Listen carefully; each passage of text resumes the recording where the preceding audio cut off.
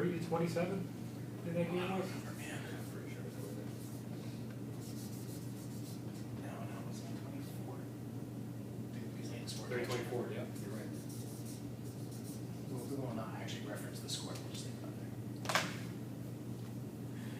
Well, Vig, we love the NFL. It's in season right now, and we're recording this on a Tuesday. What happened last night was a big game between the, trying to get back on their saddle, Philadelphia Eagles, versus the playing surprisingly well Chicago Bears.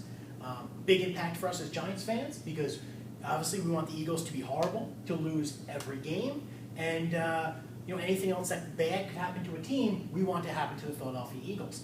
One of those bad things is they lost yesterday to the Chicago Bears. And I don't know if you caught much of the game, but what do you think about our nemesis, the Eagles, dropping another game? The dream team is having a nightmare season. Yeah, I like it. That's their dream. Yep. And I see what you did there. you see what I did there? So they're 3-5 now, Yeah. right? They had the opportunity to go 500 and stay 2 games behind your New York Football Giants, who had beaten the Patriots on Sunday. High scoring game, right? 30-24, relatively high scoring.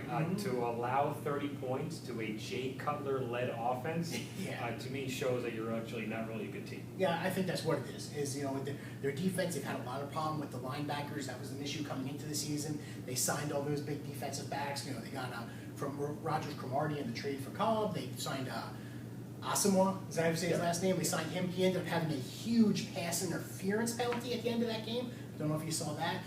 You can't win a game on defensive backs alone, on a marginal defensive line and a linebacker core.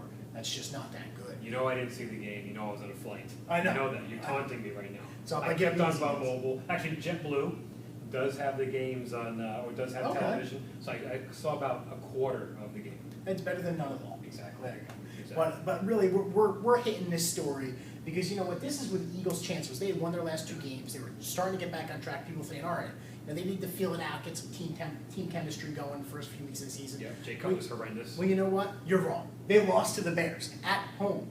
They like to lose a lot of these big games at home. They did it again. And you know what, Eagles? You're not that good this season. And at least you get to work on your golfing game in early January. The only saving grace for the Eagles is that Redskins aren't very good.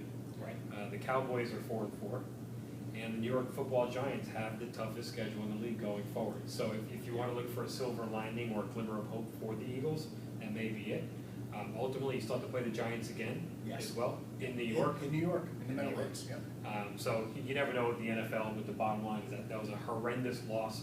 I keep going back to Jay Cutler.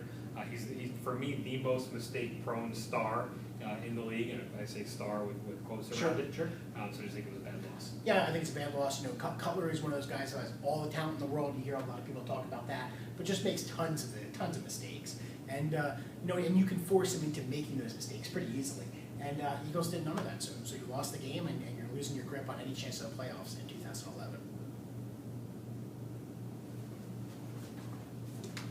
That one was over 3. Yeah. That's my prediction. Yeah, 3:30 in the back. Okay. There.